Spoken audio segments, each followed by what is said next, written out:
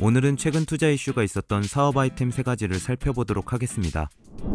사람의 몸 약 60에서 70%는 수분으로 이루어져 있습니다. 우리 몸의 수분은 혈액순환을 원활하게 해주고 에너지를 공급해주는데요. 특히 체내 노폐물 배출과 깊은 연관이 있기 때문에 더욱 중요합니다. 또한 음식물을 분해하고 몸에 흡수되기까지 소화 과정에 있어서 물은 꼭 필요한데요. 수분이 부족하면 위나 장 등의 소화기관이 제대로 작동하지 못해서 소화가 방해받거나 변비를 유발하기도 쉽다고 합니다. 한국영양학회지에 발표된 연구에 따르면 경미한 탈수 상태가 지속될 경우 비만, 당뇨병 등 각종 질병 위험이 높아지는 것으로 나타났는데요. 이처럼 몸에 수분이 부족하면 다양한 문제를 일으키기 쉽기 때문에 항상 충분한 수분 상태를 유지하는 것이 중요하다고 합니다. 미국 미네소타 대학에 다니던 학생들은 가까운 친구 중 한 명이 병에 걸렸을 때 수분 부족이 원인임을 발견하고 심한 두통과 현기증 또는 탈수로 기절한 적이 있는 사람을 위해 스타트업을 창업하여 수분을 유지하는 데 도움이 되는 제품을 개발하였습니다. 2014년 콜먼 아이벌슨 등은 사람들이 건강한 습관을 개발할 수 있도록 돕고자 하이드레이트를 설립하여 스마트 물병 하이드레이트 스파크를 개발했습니다. 하이드레이트 스파크는 블루투스를 통해서 물병과 스마트폰 앱을 연동하는데요. 이때 사용자의 위치를 파악하여 그곳의 온도와 습도 그리고 주변 환경의 변수에 따라서 1일 물 섭취량을 수시로 업데이트해준다고 합니다. 현재 3세대까지 출시되어 있는 하이드레이트 스파크는 아이폰과 안드로이드 폰에서 모두 사용 가능하고 부드러운 그립 바디로 이동 중에도 쉽게 병을 손에 줄 수 있다는 장점이 있다고 합니다. 또한 하루 동안 마시는 물의 양을 센서 스틱을 통해서 측정할 수 있다고 하는데요. 하루 목표량을 채우지 못하면 병에서 빛이 나며 물을 마시도록 알림을 보내주기도 한다고 합니다. 활동적인 사람들을 위해서 하이드레이트는 현재 웨어러블 기술과도 통합할 수 있는데요. 애플워치나 갤럭시워치 등 대부분의 피트니스 트래커와 동기화되어 하루 종일 사용자에게 개인별 맞춤형 수분 공급 목표를 조정해준다고 하네요. 최근에는 플라스틱 병의 내구도 문제를 해결하기 위해서 스테인리스 스틸로 만든 하이드레이트 스파크 프로를 출시하였고 세계 스마트 물병 시장은 2025년까지 4,870만 달러에 이를 것이라는 전망과 함께 최근 650만 달러 규모의 벤처 투자를 유치했다고 합니다.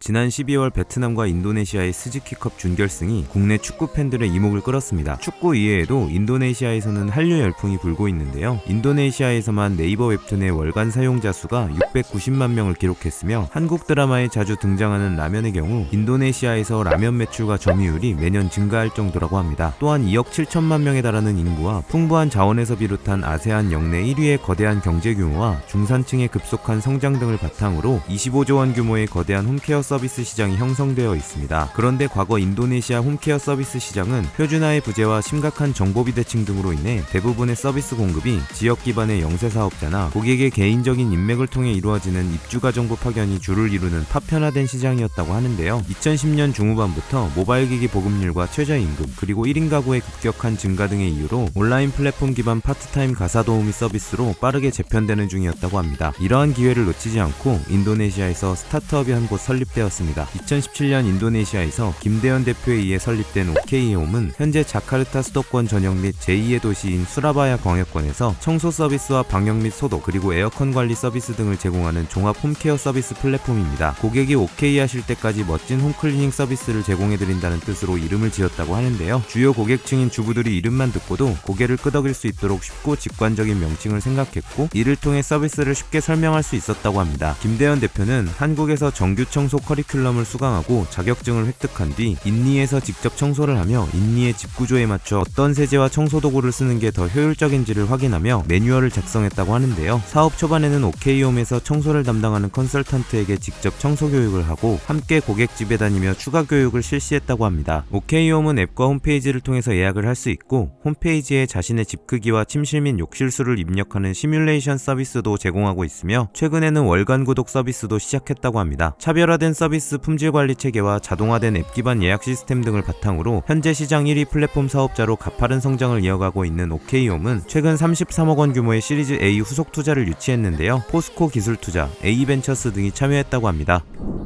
SBS 예능 만남의 광장에서 백종원 대표와 정용진 대표의 통화로 못난이 감자 등 결함이 있는 농산물을 값싼 가격에 소비자들에게 연계시켜 주었던 것을 여러분은 기억하고 계신가요? 일반적으로 마트에서는 흠집이 없고 색깔이 좋은 것들만 판매됩니다. 소비자들이 구매하지 않기 때문인데요. 이렇게 유통업계 기준에 부적합한 농산물은 전체 음식물 쓰레기의 약 40%나 차지한다고 합니다. 판매대에 오르지 않는 과일이나 야채는 사료로 쓰이거나 그대로 버려지기 때문이죠. 미국에서도 매년 결함이 있거나 수확되지 않은 음식이 200억 파운드 파운드나 낭비되고 있다고 하는데요. 하지만 최근 환경에 대한 인식이 변화하면서 음식물 쓰레기 증가에 기여한 못난이 농산품에 대한 인식도 달라지고 있다고 합니다. 보통 모양이나 크기 혹은 색상에 따른 외관상의 작은 문제로 판매 불가한 상품의 상당수는 맛이나 영양에 큰 문제가 없다고 하는데요. 식품 시스템을 근본적으로 더 나은 방향으로 바꾸려는 열정적인 열망을 가지고 스타트업을 창업한 미국의 한 여성이 있습니다. 2016년 크리스틴 모슬리가 설립한 풀하비스트는 대규모 농장과 소매 주스 프랜차이즈 같은 업체들을 연결해주는 B2B 마켓플레이스를 구축하여 못생긴 농산물들을 판매하고 있습니다. 주요 대상 기업은 주스, 수프 및 소스를 만드는 회사나 이유식과 냉동식품, 그리고 애완동물 사료 등과 같은 제품을 만드는 회사들이라고 하는데요. 농장에서 기존 유통업체의 기준에 미달되는 농산물들을 이들 업체에 연결시켜 좀 더 저렴하게 농산물을 제공하는 방식이라고 합니다. B2B 플랫폼인 만큼 마켓플레이스에 등록할 수 있는 농장은 적어도 1000에이커 이상의 야채 농장과 100에이커 이상의 과일 농장이라고 하는데요. 좀 더 유동적인 구매와 판매를 위해 품질 표준을 개발하였고 현재 총 40개의 품목을 중개하고 있다고 합니다. 풀하비스트는 농장에서 직접 소비자에게 전달하거나 마트와 같은 기존 유통망에서 그대로 판매하는 다른 경쟁 업체들과는 달리 대규모 상업용 구매자들만을 위한 시장을 만든 것인데요. 이러한 농장과 식음료 회사와의 연결은 농민들에게는 버려지는 농산물로 새로운 가치를 창출할 수 있는 또 다른 수입원이 되고, 식음료 회사는 저렴한 가격에 식재료를 공급받을 수 있어 수익률을 증가시킬 수 있습니다. 기존 식료품 시장에서 저렴한 가격에 땡처리하듯이 판매되는 흠있는 농산물들을 식품 제조 회사들에게 판매하는 O2O 플랫폼 모델로 제공하고 있다는 점에서 풀하비스트의 가치는 높게 평가받고 있는데요. 2020년 매출이 3배나 증가하였고 5천만 파운드 이상의 잉여식품을 판매하면서 이러한 평가를 입증하였습니다. 풀하비스트는 최근 시리즈 B 라운드에서 2,300만 달러를 확보했다고 하는데요. 투자에는 스파크 캐피탈과 시티그룹 등이 참여했다고 합니다.